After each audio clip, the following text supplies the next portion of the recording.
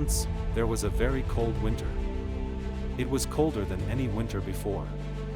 If you had a fox fur coat, you would be okay, but they were expensive. Aldar Koz did not have a fox fur coat. He only had an old, cheap coat, and it was full of holes.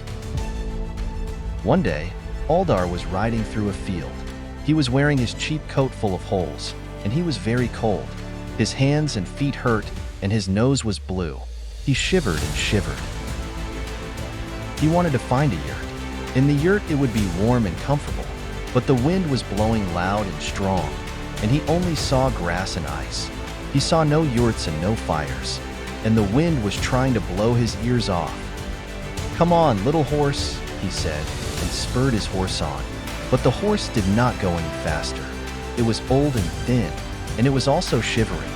"When the horse is bad, the road is long," he said to himself. He would have to ride for a long time, and there would be no yurts or fires.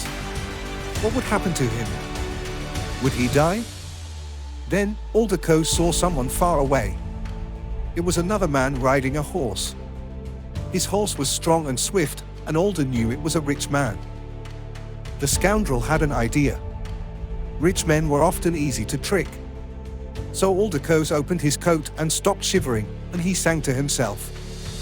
When the rich man rode to him, they stopped and said hello to each other.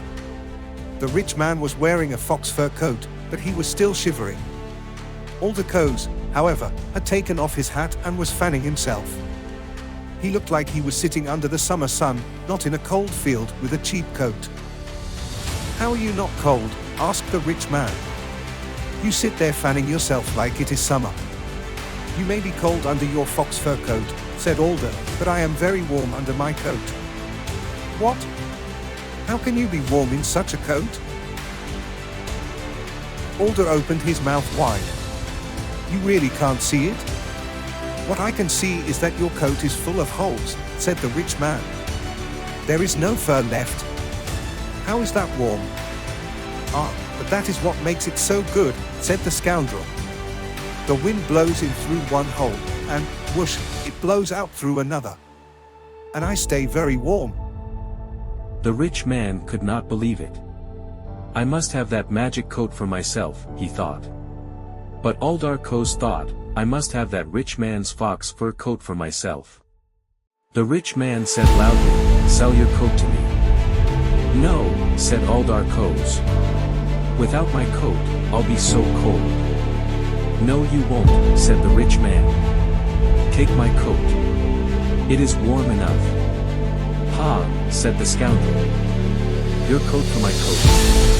My coat is much better." He turned away with his horse, but the rich man stopped him. "Wait. I'll give you money as well." "I don't need money," said Aldar Koz, "but if you give me your horse, I might think about it." "Yes, yes, of course." The rich man was very happy.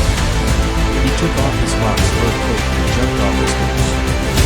Aldar Koz put on the fur coat, jumped on the swift horse, and spurred on and rode away. Now the scoundrel had a good horse and a warm fur coat. He spurred his horse from town to town with his new prizes. In every town, people came out of their yurts and said, "Look, it's Aldar Koz. Where did you get that wonderful coat over your swift horse?" "I got them by giving a rich man my magic fur coat. It had 70 holes in it." And so Aldar Koz told them the story about the rich man and his coat full of holes. He showed them how he had fanned himself and tricked the man. The people laughed and laughed, and they thanked Aldar Koz by giving him yogurt to drink and fresh bread to eat. When the laughing finished, Aldar Koz said, "You only know if the road is long or short after you have finished it. And you only know if food is good or bad after